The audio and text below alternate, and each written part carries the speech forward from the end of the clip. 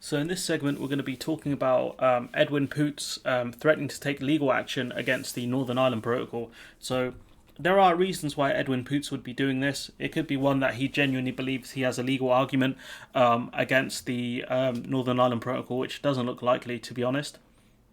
Another and the most likely reason is he's clout chasing. He's chasing the vote of the more kind of crazy and radical members of the DUP to vote for him as leader, because he looks like he's not going to be like Arlene Foster. He's actually going to fight against the Northern Ireland Protocol, which politically is problematic for Northern Ireland as it puts them closer to the Republic of Ireland, and logistically is an issue as well for importers for Northern Ireland importing products from GB. So let's get into the video. A Northern Ireland minister has threatened legal action against the UK and the EU over post-Brexit trading arrangements. Edwin Poots, who is running to replace the Democratic Unionist Party, the DUP or DUP, as I like to call them, Arlene Foster in Stormont. Poots said the protocol ultimately needs to go. But the thing is, if that protocol goes, you have a hard border between in the island of Ireland, and that might be something that Edwin Poots wants. He's a more radical and aggressive member of the DUP, and by having a border within the island of Ireland, that puts Northern Ireland far closer to GB than it does the Republic of Ireland. It's the kind of best separator they kind of have beyond creating a physical separation of the two, I guess. This legal action is going to be interesting to see. To ensure there was no land border between Northern Ireland and the Republic of Ireland, Northern Ireland continues to follow many EU rules, but the new regulatory border was formed between it and Great Britain. So that's some context there for anyone who hasn't actually followed this story. And if you haven't, then where have you been for the last year? Where have you been for the last 4 months? There have been grace periods since the Brexit deal came into force at the beginning of the year, but there's still been delays to some goods arriving within Northern Ireland shops due to the checks, and that's partly because of infrastructure reasons and partly due to staffing reasons as well. There will always be delays and a longer time than before the border checks came into place. That's just the nature of checking things. The more checks and things you put into place, the longer things are going to take to go from one side to the other. It's pretty easy to figure that out. But you can make things more efficient by having the infrastructure and the staff, which is something we've talked about in previous videos. Mr. Poots, the country's agriculture minister, said there are estimates of 15,000 checks on goods per week at the region's ports once grace periods for the new rules have ended. So you could imagine that's going to cause huge delays until you get enough staff to deal with it. And even then, you're still going to have issues. But when you don't have the staff and the infrastructure, it makes things way worse. He said a top QC probably appointed by taxpayer funds and not by the own wallet of Dan Poots. Oh, sorry, is the name Poots? Mr. Poots. I doubt he's paying for this top QC. It's going to be the taxpayers that are paying for it. And he's currently scrutinising every aspect of that protocol. Well, good luck to him, because this top QC might struggle a bit. Especially since the UK have been doing probably something similar. Also, GB have been doing similar things, and they haven't found much to get around things. To the point where the Westminster government took unilateral action and breached the agreement. So much for it being oven ready. On completion of that piece of work, it is my intention to lodge judicial proceedings against the protocol, he said. Again, good luck with that, mate.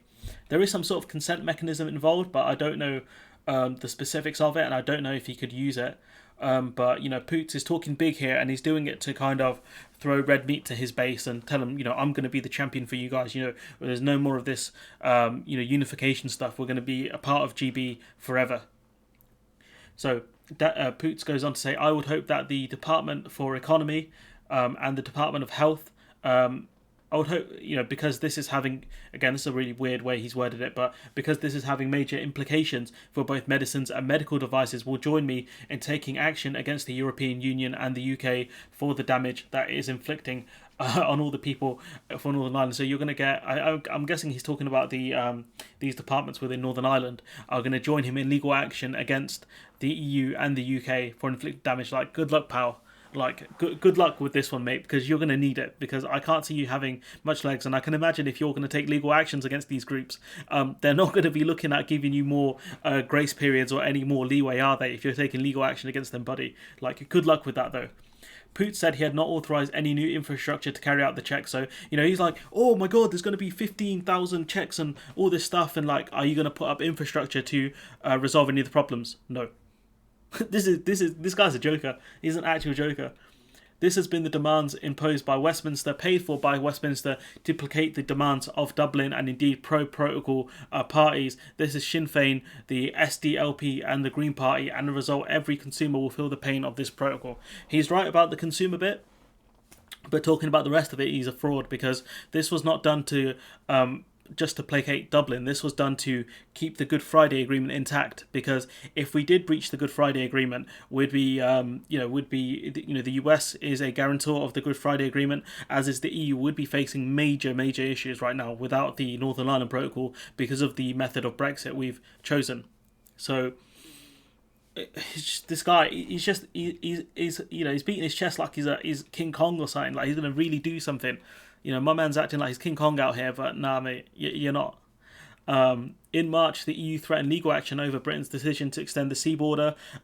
Grace period set to finish at the end of March until October, so the UK has extended it to October. We don't still know what legal action the EU is going to take. To be fair, I'm getting tired of saying the EU are going to take legal action, but we don't actually know what they're going to do.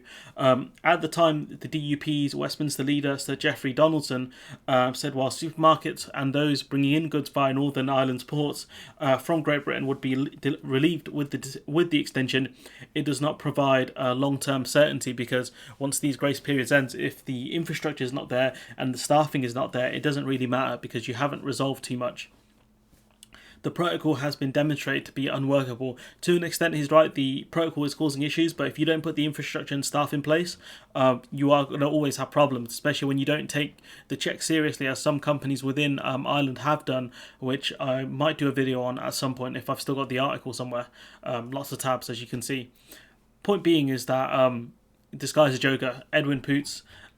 He's trying to really placate his base and really trying to appeal to the more radical elements of the DUP in order to win his leadership race, which isn't the worst thing. But when push comes to shove, is he going to follow through with any of these things? Is he really going to take legal action against Great Britain or the Westminster government? I don't think he is. I don't think he's got the guts to do it. Anyways, I'm going to leave it there. Let me know what you think in the comments below. Like, comment, share, subscribe, and hopefully I'll see you in the next one.